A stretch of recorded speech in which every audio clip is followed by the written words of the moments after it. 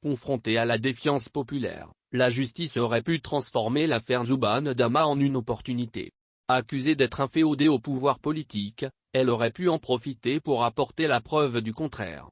Soupçonnée de servir des intérêts partisans ou privés, elle aurait gagné à faire la démonstration de son professionnalisme, de son indépendance et de son impartialité. Là, en raison d'une accumulation de fautes et vices de procédure, elle sombre, chaque jour un peu plus, dans les abysses du discrédit. Du fait d'une propension à faire la loi au lieu de la dire, elle envoie des signaux toujours plus inquiétants.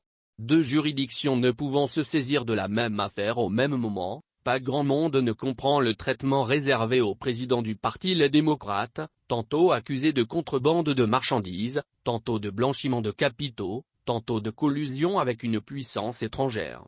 Personne ne sait si l'affaire a réellement été dépaysée. Le tribunal de Franceville a-t-il été dessaisi au bénéfice de la Cour criminelle spéciale?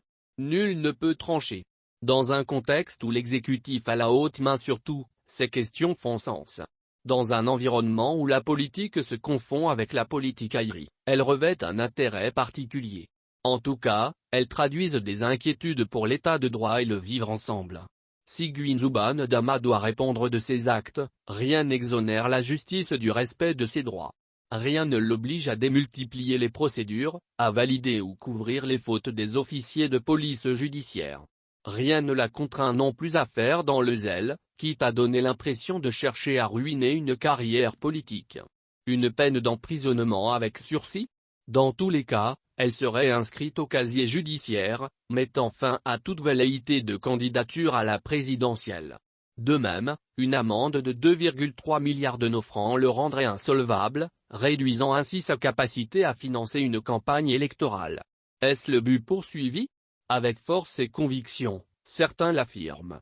Révélée au grand public de façon théâtrale voire en violation de tous les principes, l'affaire Zubaan Dama aurait pu avoir un meilleur traitement. Malheureusement, la justice semble avoir choisi de faire comme si la gendarmerie n'avait pas accumulé des bourdes, comme si une procédure viciée à la base était recevable. Comme si des officiers de police judiciaire pouvaient effectivement en imposer au ministère public.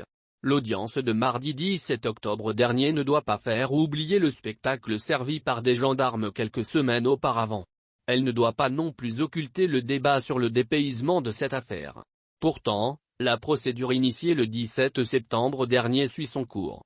À Franceville, le tribunal de première instance a formulé ses réquisitions sans tenir compte des multiples entorses aux règles. Dans quelques jours, le juge d'instruction spécialisé pourrait lui emboîter le pas, comme si des manquements n'avaient pas été relevés. Tout se passe comme si les magistrats avaient décidé de prendre sur eux les abus et dérapages des gendarmes. Comme s'ils n'avaient cure de qu'en dira-t-on ou comme s'ils étaient en mission commandée. Certes, un classement sans suite aurait eu de lourdes répercussions. Politiquement et moralement, elle aurait été du plus mauvais effet. Techniquement, elle aurait envoyé l'image d'une justice pas toujours au fait des procédures ou lois en vigueur. Mais, le ministère public aurait quand même eu la possibilité de contester, quitte à ouvrir une nouvelle enquête. Il aurait aussi eu l'opportunité de remettre les douanes en selle en les laissant prendre la main. En donnant suite à la procédure, il a laissé le sentiment de minimiser les fautes des officiers de police judiciaire, alimentant les soupçons d'instrumentalisation à des fins politiciennes. Dans l'affaire Zubaan Dama, l'immixtion de la gendarmerie a eu pour conséquence le mutisme des services des douanes, pourtant concernés au premier chef. Elle a aussi entraîné la pénalisation d'une faute administrative. Pour une partie de l'opinion, c'est la preuve d'une manipulation voire d'une volonté de se servir de cet événement pour disqualifier un potentiel candidat à la présidence de la République. Peut-on s'accommoder d'une telle déduction? Peut-on la laisser s'installer?